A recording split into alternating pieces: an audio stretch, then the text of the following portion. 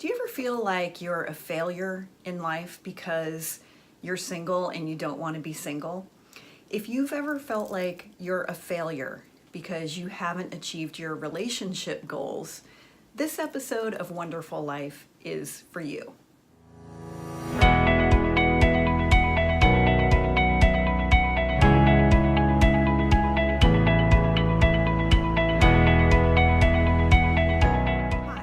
I'm Mary Dittman. I'm an award-winning business teacher on the collegiate level and the creator of College on Fleek and One-Derful Life. What is One-Derful Life? One-Derful Life is my way of describing how it feels when you have made peace and you have achieved happiness in your life when you're single, even when you don't want to be single. I like to say that I'm not happy because I'm single, but I've learned how to be happy while I'm single. I struggled for a lot of years. I'm well over 40. I've always wanted to be married and have a family.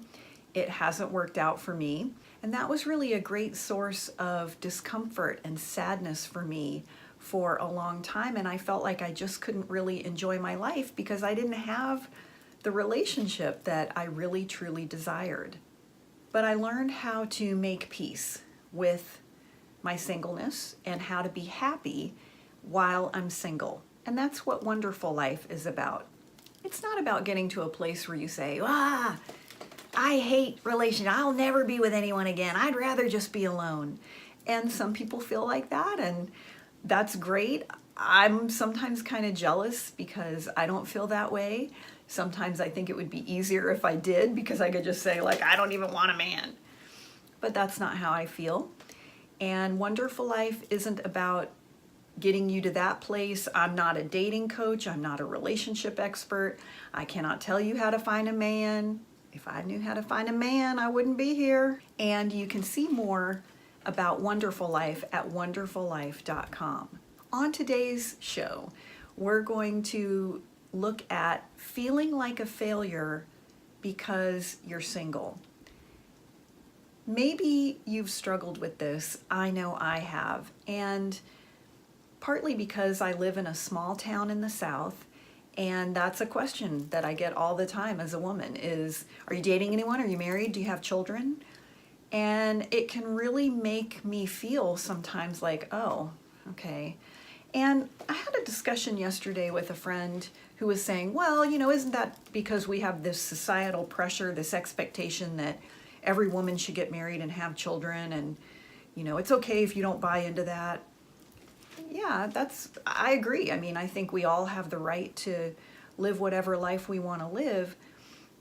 My issue isn't that I feel like society mandates that I should be a wife and a mother. That's my heart's desire. I want to be a wife and have a family. It's not an issue of trying to live up to some external standard. That's actually what I would like in my life. But I don't have that.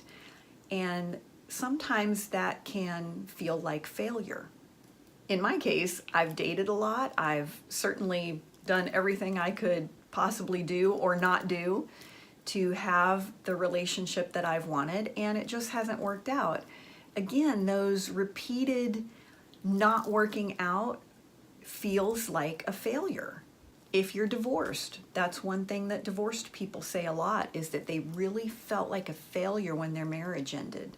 I used to see my string of broken relationships as proof that I was a failure. And in fact, one of my students one time said, well, I'm not sure that you're the best person to take relationship advice from because you're still not married. That's fair, but I may not be qualified to give you advice on how to keep your marriage working, but I am an expert in failed relationships. I am an expert in heartbreak. I am an expert in how to be happy when you're single and you don't want to be single. So I started to see the string of broken relationships not as proof that I'm a failure, but as proof that I'm really successful at noticing what doesn't work. Now, why does this even matter? Like, why does it matter if you see yourself as a failure or not? The reason it matters is people pick up on it. So when you're walking around feeling like I'm a failure or I haven't met this expectation, whether it's somebody else's or it's your own, then people pick up on this and men pick up on that. And I promise you, there is not a man around who would tell you, well, let me tell you what I'm looking for in a woman. I really want a woman who's a loser and a failure and can't do things right. Men don't want that. They want to feel like they snagged the prom queen or the homecoming queen.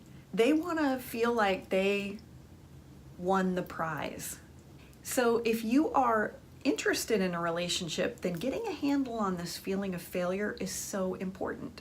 And even if you don't care about a relationship, it's important for other things like doing well at work, having good friendships, getting a promotion, maybe getting a new job. It's about having confidence in yourself and in your ability. And again, this is important because when you trust yourself and you have confidence in yourself, other people can trust you.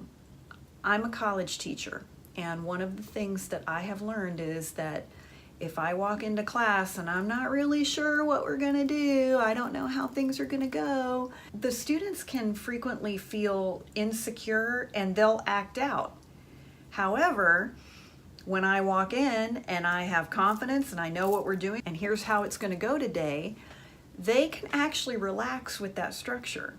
Now, I've never had children. What I understand from my friends is that children actually feel freer and more secure when you have structure for them. They know what the boundaries are. And that is also true with animals. One of the things that I learned, I had a dog for a number of years, and I used to feel guilty because I was crate training her, and I would feel guilty putting her in her little crate. And I thought, oh my gosh, it's horrible. I'm putting her in this little box.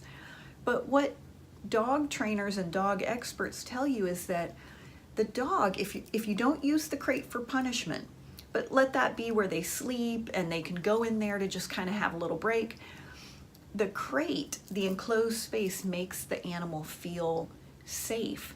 And I noticed that I would leave her crate in the living room, and if I had people over and she just was feeling overwhelmed, she would go in her crate just to kind of get away, have a little quiet time. So that confidence and that structure for yourself helps other people feel safer with you.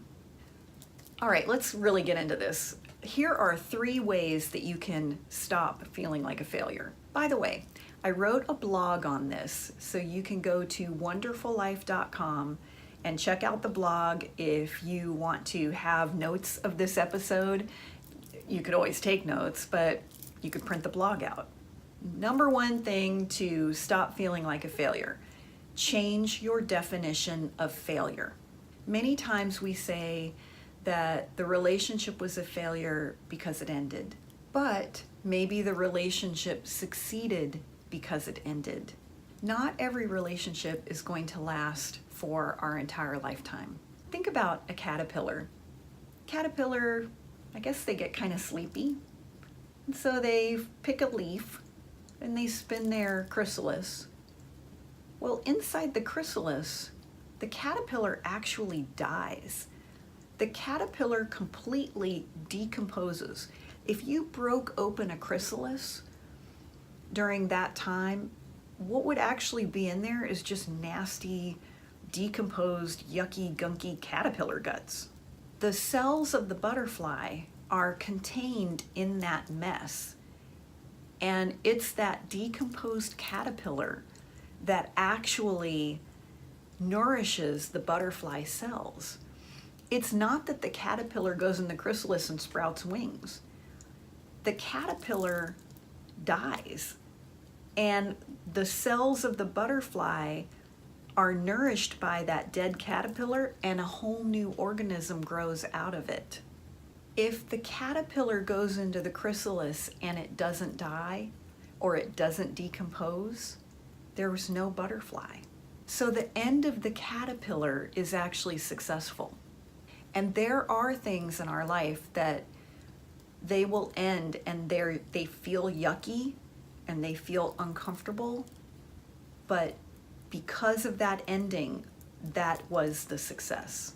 And we have many things that we look back on life and think, wow, that was really tough, but thank goodness that happened, because that set me on a new path, or it gave me a new opportunity, or it taught me a lesson that I needed. So change your definition of failure. Caterpillar isn't a failure.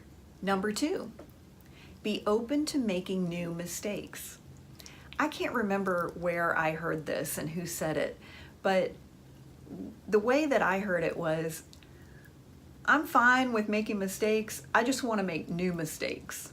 And I really love that, because it is frustrating when you keep making the same mistake over and over again, and frequently that's because we're not learning from the mistake. Again, this doesn't mean you're a failure, but it might mean you're stuck. You've heard the definition of insanity, doing the same thing over and over again and hoping for different results. Well, that doesn't mean you're a failure, that just means you're stuck. So be open to making new mistakes. The way that you do that is you learn a lesson from it. Now, it's not just learning a lesson, you actually have to probably do something different with it. So you look back on your past relationships and see the patterns. We all have patterns.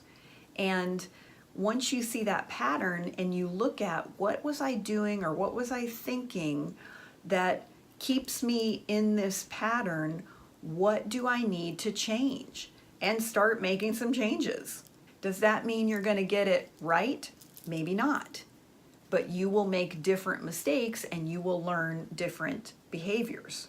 Number 3, I just said a second ago, well, you still may not get it right. And let's even look at that. Question, what does get it right mean? Normally we say things go right when we get what we want.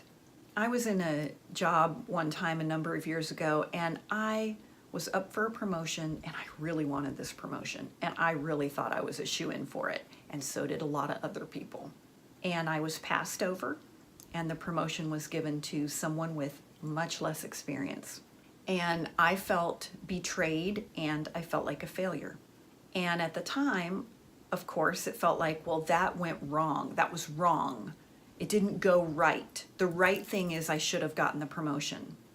But 6 months later, I actually made a lateral move into a different department and worked for one of my favorite bosses of all time. I really learned a lot with him, and I loved that new job so much more than I would have enjoyed the promotion.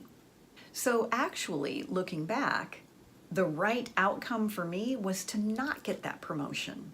The challenging thing is we don't always know moving forward. Looking forward, we don't know what's going to be right. Sometimes we can't see that until looking backwards. So be open to maybe what's right is not limited to my definition of this is what is right.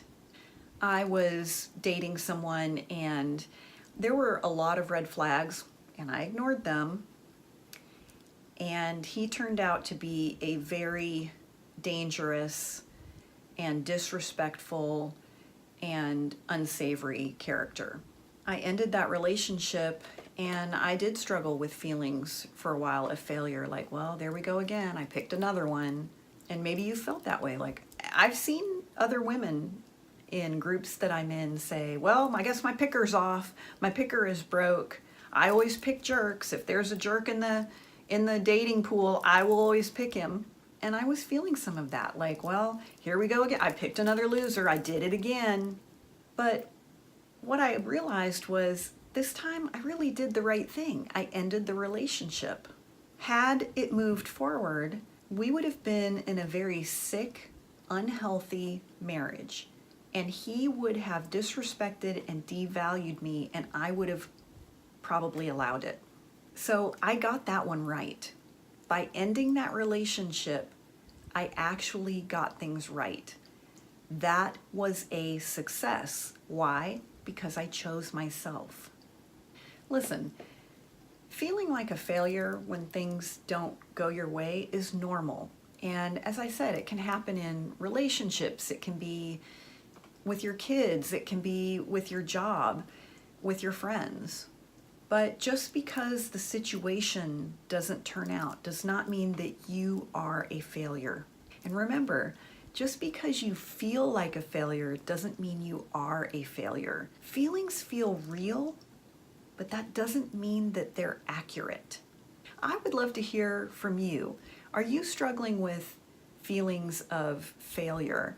Or is there anything that you would like to hear more of on One-Derful Life TV? Put a comment in the comments below, or you can always connect with us at wonderfullife.com. And join us next week where we're going to talk about how settling really does wreck your life. So join us next week right here on One-Derful Life.